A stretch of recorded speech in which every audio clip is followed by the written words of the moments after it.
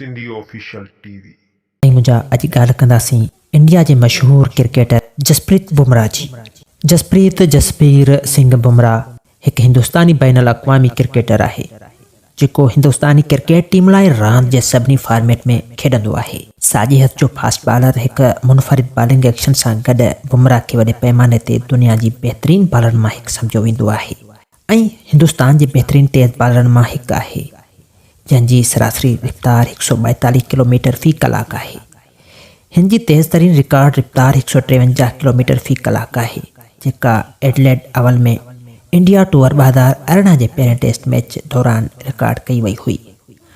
Bumrah taste cricket में 150 विकेटूं हासिल करण वारो तेज़ तरीन भारतीय बॉलर ऐं वनडे इंटरनेशनल ओडीआई क्रिकेट में 100 विकेटूं हासिल करण वारो ॿियो तेज़ तरीन भारतीय बॉलर आहे।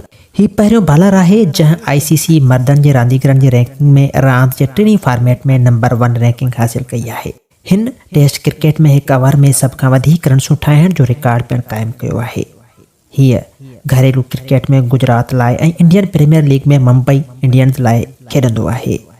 बुमराह डिसंबर 1993 ईस्वीअ ते अहमदाबाद गुजरात में हिकु सिख पंजाबी ख़ानदान में पैदा थियो। संदसि पीउ जसबीर सिंह केमिकल जो कारोबार हलाईंदो हो जॾहिं त संदसि माउ दिलजीत बुमराह हिकु उस्ताद हुई जेका प्रिंसिपल तौरु रिटायर थी। जॾहिं बुमराह 5 सालनि जो हो त हेपाटाइटिस B सबबि संदसि वालिद गुज़ारे वियो हो।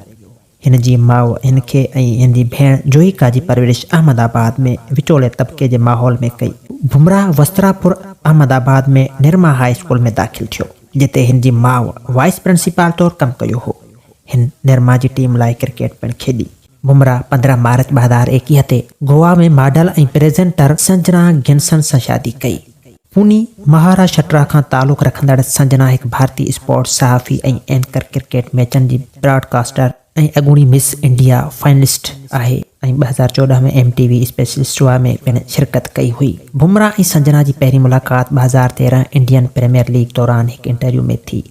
उन पहिरीं मुलाक़ात खां पोइ दोस्त थी विया ऐं 2 सालनि ताईं गॾु रहण बाद 2021 में शादी कयऊं। हिननि खे हिकु पुट जो औलाद पिणु आहे।